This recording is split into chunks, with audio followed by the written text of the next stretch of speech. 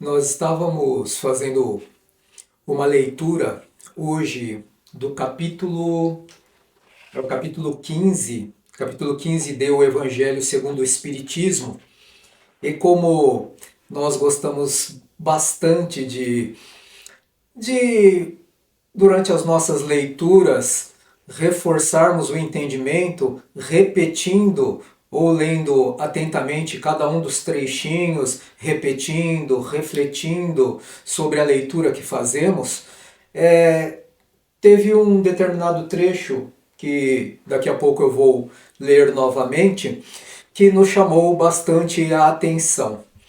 É que é assim, muitas vezes nós vemos nas nossas buscas por conhecimento espírita as pessoas dizerem a seguinte frase: segundo a visão espírita, tal e qual coisa é desta ou daquela forma. Pois bem, baseado nisso que acabamos de ler, no capítulo Fora da Caridade Não Há Salvação, no texto do item 8, o item 8, fora da igreja não há salvação e fora da verdade não há salvação, quando nós dizemos que a visão espírita nos diz que tal coisa é desta forma, para nós se afigura dizer que é uma regra espírita, que tal coisa é assim que acontece e ponto final. Só que o espiritismo, ele não tem regras a não ser as regras que Jesus nos deixou. O espiritismo é, portanto, uma doutrina que no seu aspecto religioso é uma doutrina cristã.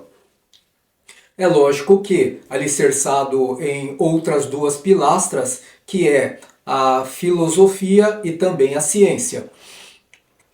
Mas quando nós dizemos, portanto, olha, quando nós desencarnarmos, porque a desencarnação é a verdade do espírito imortal, ou de nós outros, diante da imortalidade, teremos que ter vidas sucessivas. Quando nós dizemos que, segundo a visão espírita, a imortalidade é uma realidade, ou segundo a visão espírita, a reencarnação é uma realidade, nós estamos a dizer, é uma regra. É uma regra. Portanto, para nós, a nossa interpretação, o termo visão espírita não é o mais adequado para fazermos os nossos discursos. Nós deveríamos corrigir este termo e dizer, por exemplo, apenas uma sugestão, segundo a interpretação dos postulados doutrinários ou segundo a interpretação dos ensinamentos espiritistas, tal e qual coisa se afigura ou se assemelha a isto ou aquilo. Por quê? Porque daí nós estaríamos deixando claro que a nossa interpretação dos aprendizados que recebemos, ela nos diz que tal coisa deva ser assim. E não estamos afirmando que tal coisa é assim. Este trecho que nós pegamos aqui é que sustenta bem a nossa fala.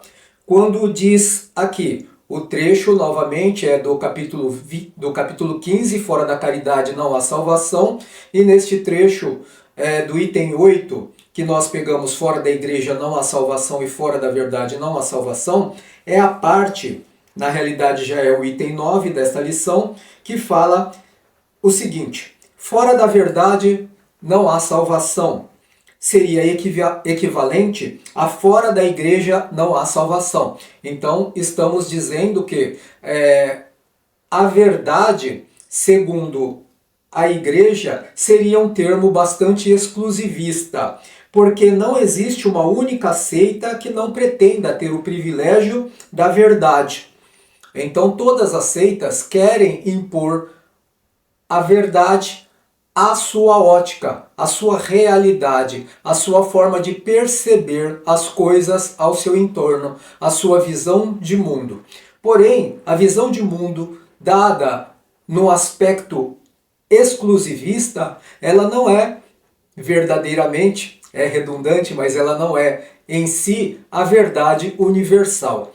E aqui, neste trecho, a conclusão da frase é que qual o homem que pode jactar-se de possuí-la integralmente? Possuir o quê? A verdade.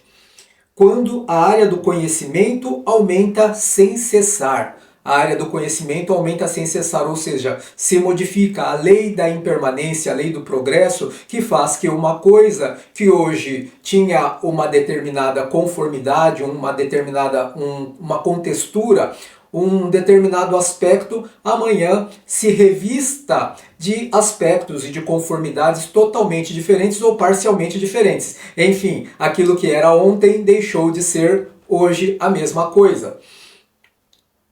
Continua ainda dizendo: e cada dia que passa as ideias são retificadas. Então a pergunta é: e a cada dia as ideias não são retificadas? Sim, a cada dia as ideias são retificadas. Então a verdade, no aspecto exclusivista, ela é apenas meramente um ponto de vista. Não deixa de ser verdade, não deixa de ser mentira, mas é um ponto de vista ou uma realidade de acordo com a capacidade de percepção de um indivíduo ou de um grupamento de pessoas.